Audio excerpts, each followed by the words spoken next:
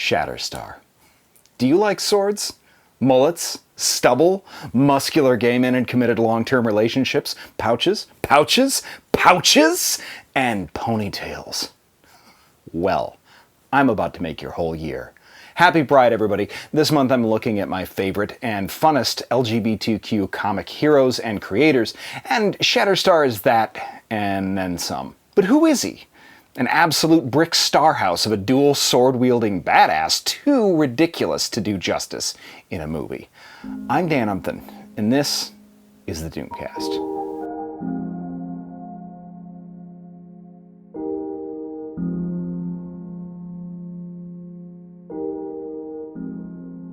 You know, these videos are pretty good, and I drop about one a week, so do me a favor, hit the subscribe button and that little bell.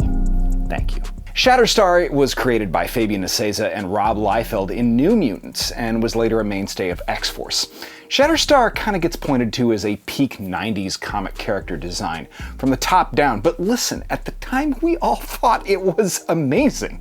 Didn't we? We all thought that we were going to sell like the first 15 issues of X-Force when we were 40 years old for like $3 million and then just retire, along with our Wildcats foil variant covers and everything. Glad that retirement plan worked out perfectly. Shatterstar is Gavidra 7. Yes, that's his real name, a genetically engineered humanoid from the future of Mojo World. He's also a guy named Benjamin Russell, who lost all of his memories. He is also Longshot and Dazzler's kid from the future. Also, did I mention his name is Gavidra 7? Shatterstar got sent to the past from Mojo World, which is a world that's run by a dictator TV producer who's very evil, and a scientist sent him back named Arise, who's the leader of the rebellion against said TV producer Mojo, to find the X-Men. And instead he met X-Force, fought them, and then decided, I'll join them. And since time travel, he could just hang out for a while. So he just didn't go back. Since the world he's from is run and revolves around TV ratings, he had been bred for combat, to fight with swords in the arena, to the death. Televised, of course. But he later realized that part of his memories were somebody else's, a guy named Benjamin Russell. And Spiral, the cybernetic, mutilated, time-traveling servant of Mojo, wow, there is a lot of confusing stuff in this already. She helped him find the real Benjamin Russell in an asylum where he was in a coma, and then for reasons she completely failed to explain and never really has, merged the two of them together. This, you will discover, happens to Shatterstar kind of a lot. It's weird.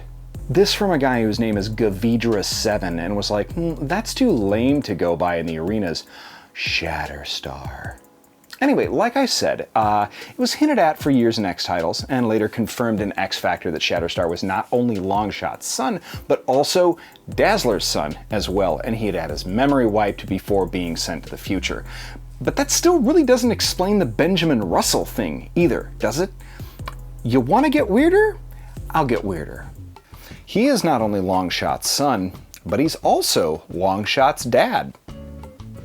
Yup, you did the math right. Rictor at some point gets sent to Mojo World's future, and both him and Shatterstar meet the scientist Arise, who originally sent Shatterstar back to the past, you remember, who supposedly engineered both Longshot and Shatterstar, right? But Arise is like, oh, this guy? No, I actually cloned Longshot from him. That's crazy. Yep. Shatterstar is not just a sword-wielding badass, he is also his own grandpa. Rictor and Shatterstar later meet a pregnant Dazzler giving birth to the baby Shatterstar and sort of realizing how completely messed up all of this is, still deliver that baby to the future of an alternate dimension, which makes his origin and his whole life an infinite causal loop. The origin of himself, the origin of one of his parents, and the origin of his unique fashion sense. Shatterstar is both bisexual and polyamorous. But we knew because how could you not be with an unironic ponytail braid mullet? Wow, is that a choice? He was for a long time in a very committed relationship with Rictor. In comics for literally years, which is a pretty big deal because there's not a lot of established gay male relationships out there in comics, but the two have since split. So currently on Krakoa, Rictor is working with Excalibur. Shatterstar returned to Mojo World as a streamer, and while he invoked X Factor to help him get a fellow streamer back to Earth before she could be cloned, he himself got stranded in Mojo World, and we haven't seen him since. Shatterstar's precise powers have changed a little bit over the years. Well, not changed, but gradually he's gotten more of them. Beyond incredible melee weapon skills and tactical skills gained from battle arena experience, originally that was from genetic engineering, but clearly he wasn't, right? Because he's his own grandpa. He's also got bones that are hollow that allow tremendous agility and speed that other people would not have. And he did and still does have the power to charge his swords and other parts of his body with bioelectricity and attack. But his primary mutation, it's been settled on, is teleportation. Although not at the level or style of somebody like Nightcrawler, for example.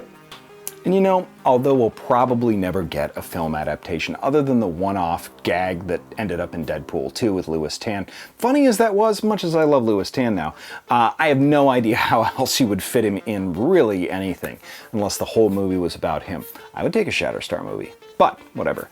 I still love seeing him show up in comics. After all, how many dual sword sleeve, double blade, mullet, pony hawk, teleporting, openly bisexual, polyamorous, interdimensional self-grandpas are there in the Marvel Universe right now? Right now? Not enough. Here's hoping Shatterstar makes it back to the big time and to Krakoa, because X-Force and X-Factor simply aren't the same without him. I'm Dan Umpton, and this was the Doomcast. Thanks for watching. Have a great week.